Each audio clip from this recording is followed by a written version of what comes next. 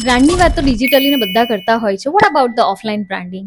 યાર, વાત તો એવી થઈ ગઈ ને કે તમે વાત કરી રહ્યા છો ડિજિટલ બ્રાન્ડિંગની અને અત્યારે ટોપિક લઈને આવી ગયા છો ઓફલાઈન બ્રાન્ડિંગ. યસ ગાઈઝ, બરાબર સાંભળ્યું. કેમ કે ઓફલાઈન બ્રાન્ડિંગ એટલું જ જરૂરી છે જેટલું ઓનલાઈન બ્રાન્ડિંગ. કેમ કે જ્યારે તમારા સ્ટોર પર યા તમારા સ્ટોલ પર ફૂટફોલ માટે તમને માણસો જ જોઈશે અને એની માટે તમારે ઓફલાઈન જ જવું પડે. તો ઓફલાઈન માટે પણ તમારે ઓનલાઈન તો માર્કેટિંગ કરવું જ પડે. સો આ બંને વસ્તુ એકબીજા સાથે કનેક્ટેડ જ છે. તો જ્યારે તમારે ઓફલાઈન માર્કેટિંગ કરવાનું હોય, ઓફલાઈન ફૂટફોલ જનરેટ કરવાના હોય છે, ત્યારે તમારે તમારા પેજ પર એડ કેમ્પેન્સ કરવાના હોય છે અને અગ્રેશન માર્કેટિંગ કરવાનું હોય છે. લોકોને સતત એ વસ્તુ બતાવવાની હોય છે. જેટલી વખત લોકોએ જોશે એટલી વખત યાદ રહેશે અને યાદ રહેશે એટલે પર્ટિક્યુલર ડેઝ પર, તમારા એક્ઝિબિશન્સ પર યા તમારા ઓફર ટાઈમિંગ પર યા તમારા પીક ટાઈમ પર કસ્ટમર્સ તમારે ત્યાં આવશે. કેમ કે તમને એમને આદત પાડી છે.